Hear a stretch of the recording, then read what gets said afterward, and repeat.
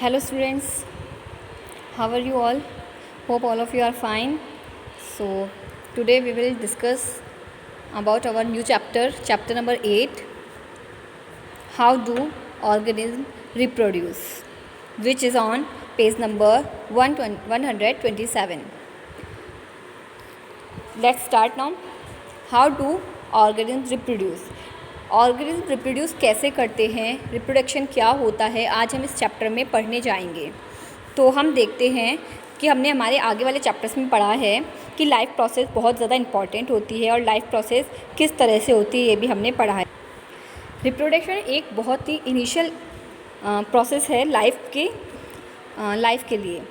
Without reproduction हम मतलब जो भी है ऑर्गेनिज्म हैं वो अपनी स्पीशीज़ है उनको आगे बढ़ा नहीं सकते हैं।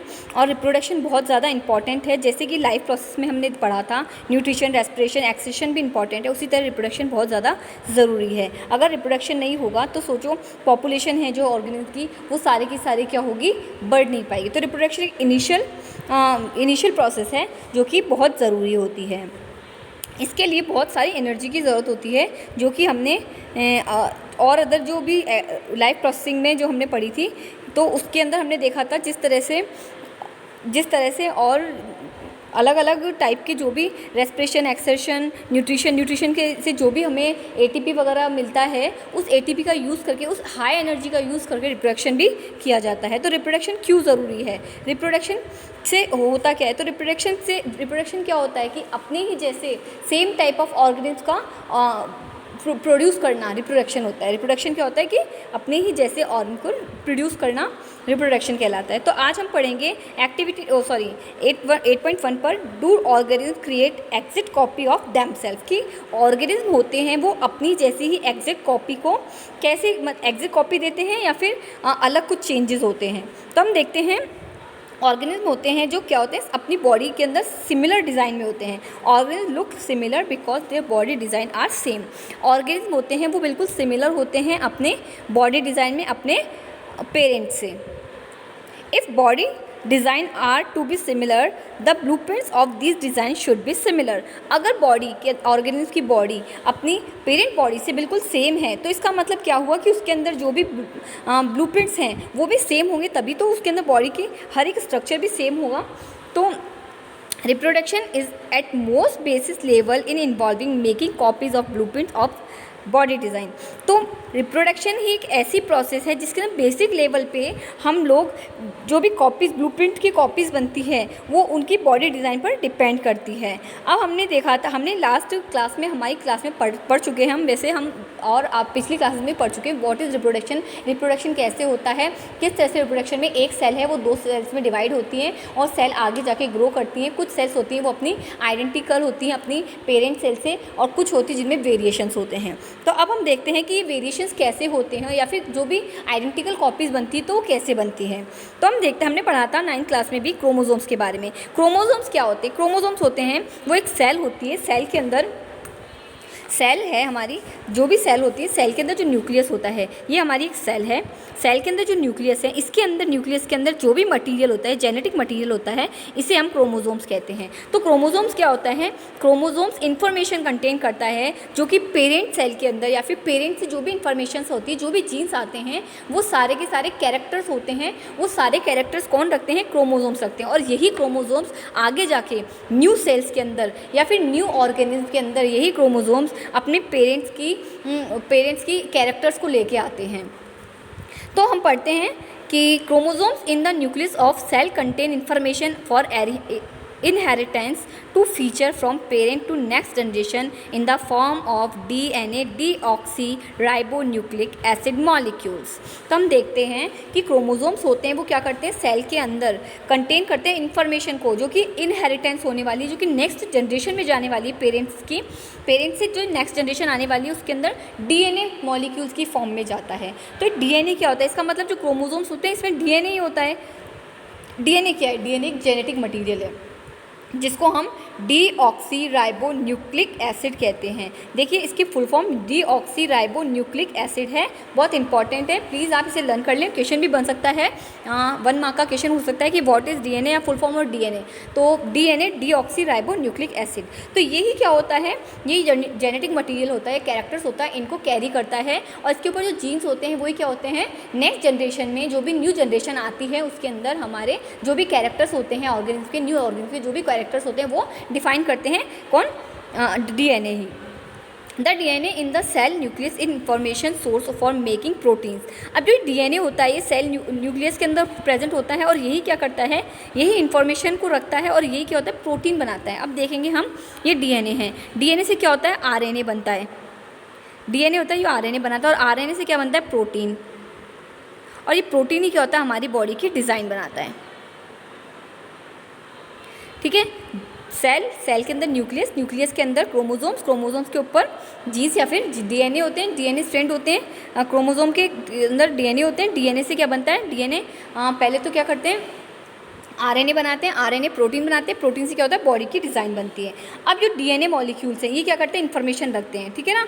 If the information is change, अगर ये इन्फॉर्मेशन जो डीएनए रख रहे हैं अगर ये इन्फॉर्मेशन चेंज हो जाती है तो प्रोटीन क्या होगा, चेंज हो जाएगा, और प्रोटीन चेंज हो जाएगा, सोचो डीएनए चेंज होगा, डीएनए में कुछ भी चेंज होगा, डीएनए चेंज होगा तो आरएनए चेंज होगा, आरएनए चेंज होगा तो उससे बनने वाला प्रोटीन चेंज होगा, अगर प्रोटीन चेंज होगा तो हमारी बॉडी की डिज़ाइन भी चेंज हो जाएगी। तो इसीलिए वेरिएशन, इसीलिए क्या होता है, एक कोई भी ऑर्गेनिज्म है वो अपने ही जैसे सेम ऑर्गेनिज्म बना भी पाता है और नहीं भी बना पाता है। क्यों नहीं बना पाता है, क्योंकि उसके अंदर अगर प्रोटीन चेंज हो गया, उसमें डीएनए में थोड़ा सा भी चेंज हो गया तो उसका क्या होगा, प्रोटीन चेंज हो जाएगा, और प्रोटीन चेंज होते क्या होगा, बॉडी की डिज़ाइन भी चेंज हो जाती है। Therefore, a basic event in reproduction is the creation of DNA copy।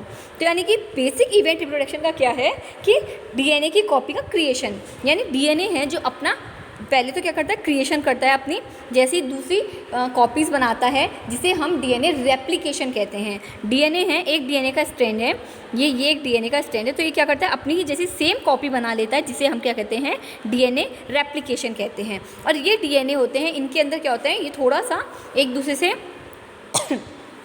कुछ भी इनमें थोड़े से भी चेंजेस आते हैं तो उससे क्या होता है, ऑर्गन के अंदर वेरिएशंस आते हैं।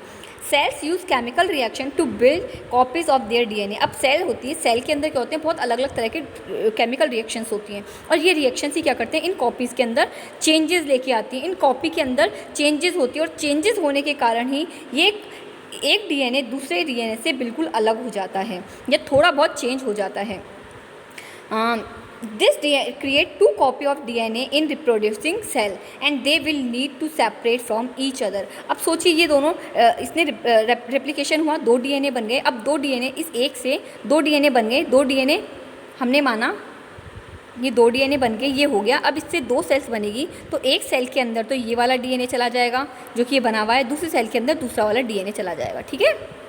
अब ये डीएनए एक दूसरे से सिमिलर नहीं है क्योंकि इनके अंदर क्या है, थोड़ा बहुत चेंजेस हो जाएगा इनके अंदर, ठीक है। और यही चेंजेस क्या करते हैं, वेरिएशंस लेके आते हैं। या तो ये चेंजेस क्या है, या तो ये इसके अंदर चला जाएगा, एक ओरिजिनल मानते हैं, एक ओरिजिनल कॉपी होती है वो तो एक सेल में चली गई, बट जो इसके सिमिलर जो भी बना है वो दूसरी में चला गया सेल में। इस तरह से क्या होती है, ये 2 सेल बन जाती है, एक तो ओरिजिनल सेल और एक इसी जैसी same cell.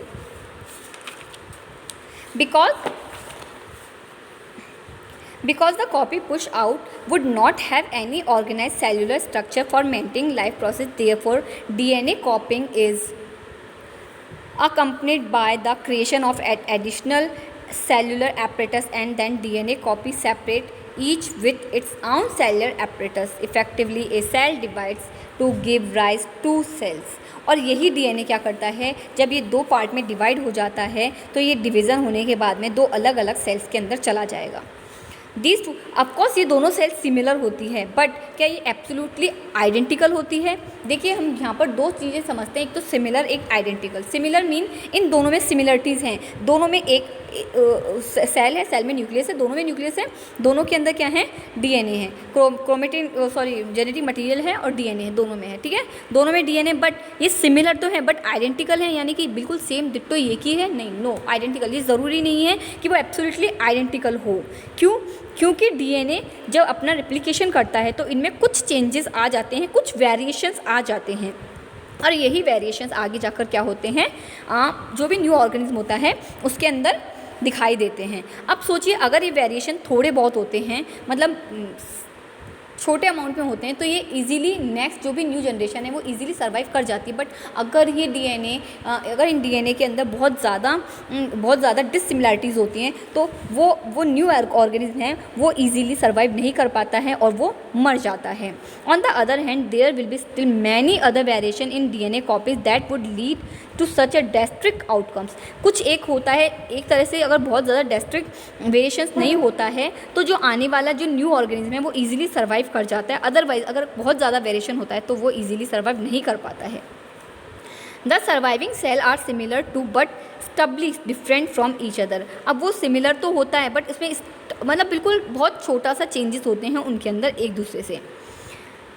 The inbuilt tendency of variation during reproduction is the basis for evolution. अब देखेंगे हम कि जो इनमें इनकी जो वेरिएशन की टेंडेंसी होती है, अब ये वेरिएशंस होते हैं, ये वेरिएशंस ही क्या होते हैं आगे जाके। अब सोचो ये डीएनए, इससे 2 कॉपी बनी, इनमें थोड़ा वेरिएशंस है। अब जब ये हैं ये आगे जाके और अलग से सेल डिवीज़न होगा और उसके अंदर और अलग से 2 न्यू ऑर्गेनिज्म बनेंगे, तो सोचो इससे जो बनने वाली है सेल्स हैं उनके अंदर और वेरिएशंस होगा। तो अब इसमें और इस सेल में इस वाली सेल और इस वाली सेल में तो बहुत ज़्यादा डिफरेंस हो गया क्योंकि वेरिएशन ज़्यादा हो गए। अब इससे आगे बनने वाली सेल्स के अंदर और ज़्यादा वेरिएशन हो गए, तो ये वेरिएशन धीरे धीरे बन के क्या हो जाएंगे, इवोल्यूशन हो जाता है। इसी तरह से इवोल्यूशन का बेस बनता है और ये हम नेक्स्ट चैप्टर में डिस्कस करेंगे। नेक्स्ट हम पढ़ते हैं द इम्पॉर्टेंस ऑफ वेरिएशन की वेरिएशन की इंपॉर्टेंस क्या होती है, किस तरह से वेरिएशन इंपॉर्टेंट होते हैं। Population of organism fill well defined places और niche the ecosystem using their ability to reproduce. जो भी ऑर्गेनिज्म है उनकी ऑर्गेनिज्म की क्या होता है, एक पॉपुलेशन होती है जो कि उनके लिए वेल डिफाइंड प्लेस होता है या फिर नाइक बोल सकते हैं हम, जहाँ पर कि उनको एबिलिटी मतलब वो एबल होते हैं रिप्रोडक्शन करने में, रिप्रोड्यूस करने में एबल होते हैं। उनका एनवायरनमेंट ऐसा होता है कि वो इजीली वहाँ सर्वाइव कर जाते हैं। The consistency of DNA copying during reproduction is important for maintaining of body design feature that allow the organism to use particular knife। और जो डीएनए की कॉपिंग होती है रिप्रोडक्शन के टाइम पर, जो डीएनए चेंज होता है या डीएनए बनता है या जो न्यू थोड़ा सा वेरिएशंस आता है, वो वेरिएशन क्या करता है, उस जो न्यू आने वाला जो भी ऑर्गेनिज्म है उसको इस लायक बनाता है कि वो अपने उस नाइक में रह सके, यानी कि वो इस तरह से अडेप्ट होता है कि वो अपने पेरेंट्स से सिर्फ थोड़ा सा डिफरेंट होता है या फिर थोड़ा सा वेरिएशन होता है, बट वो अपने पेरेंट्स से सिमिलर रहता है लेकिन थोड़ा वेरिएंट होता है। क्यों? क्योंकि वो उस पूरे एनवायरनमेंट में इजीली सर्वाइव कर सके। अब सोचो अगर ऐसा हो जाए कि वेरिएशन बहुत ज़्यादा हो और वो अपने पेरेंट्स से बिल्कुल बहुत ज़्यादा अलग हो जाए और जो उसका एनवायरनमेंट है वो वहाँ पर एडेप्शन नहीं कर पाए, बहुत ज़्यादा अलग हो अपने एनवायरनमेंट से, तो क्या वो सर्वाइव कर पाएगा? नो, बिल्कुल सर्वाइव नहीं कर पाएगा।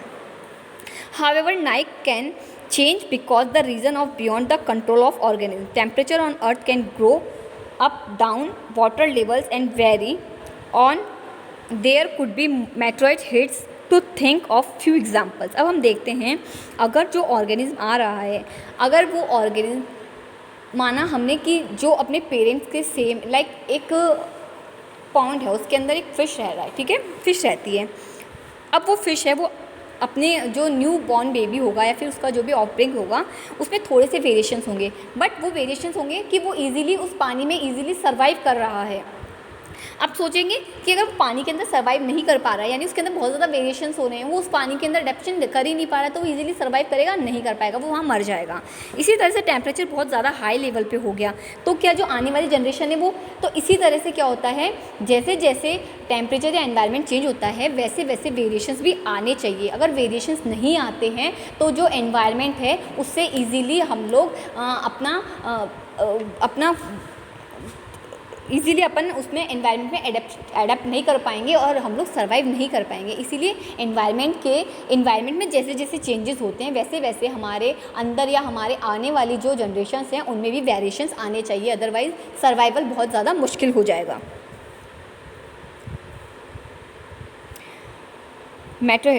A population of reproducing organisms were suited to a particular niche, and if the niche were drastically altered, the population could be wiped out. अब देखेंगे हम अगर रिप्रोड्यूसिंग होने वाले ऑर्गेनिज्म हैं वो सूटेबल है उस नाइक के लिए, वहाँ रहने के लिए, और अगर उस स्नैक के अंदर बहुत ज़्यादा ड्रास्टिकली कुछ चेंजेस आता है तो उस पॉपुलेशन क्या होगी, वो पूरी की पूरी ख़त्म हो जाएगी, वहाँ नहीं रह पाएगी। इसीलिए जो वेरिएशंस होते हैं वो इंपॉर्टेंट होते हैं, क्योंकि हमारा जो इन्वायरमेंट है वो उसमें भी क्या होते हैं, चेंजेस होते रहते हैं, और चेंजेस होने के कारण ही क्या होता है, ऑर्गेनिज्म होता है उनके अंदर वेरिएशंस भी ज़रूरी होते हैं। माना एक कैमल है जो 50 डिग्री टेम्परेचर के ऊपर इजीली सर्वाइव कर रहा है।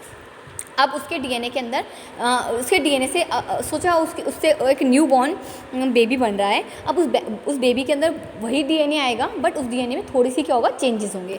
अब सोचेंगे हम कि अगर उसका वो डीएनए है, उसके अंदर वो न्यू बॉर्न बेबी आ रहा है, अगर उसके अंदर ऐसा कुछ चेंजेस आ रहा है कि वो 70 डिग्री टेम्परेचर भी ज़्यादा इजीली टेम्परेचर को सहन कर पा रहा है। अगर टेम्परेचर में एकदम से चेंजेस आ गया या फिर थोड़ी दिनों में चेंजेस आ रहा है तो वो तो इजीली सर्वाइव कर लेगा, क्योंकि उसका एडेप्टेशन है कि वो 70 डिग्री टेम्परेचर के ऊपर इजीली सर्वाइव कर रहा है।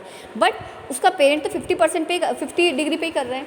अगर उसके डीएनए में इतना ज़्यादा वेरिएशन आ जाता है कि वो इजीली 50 पे भी सर्वाइव नहीं कर पाता, तो क्या वो जैसे इस मतलब ऑर्गेनिज्म होता तो सर्वाइव कर लेता, वो इजीली नहीं कर पाता।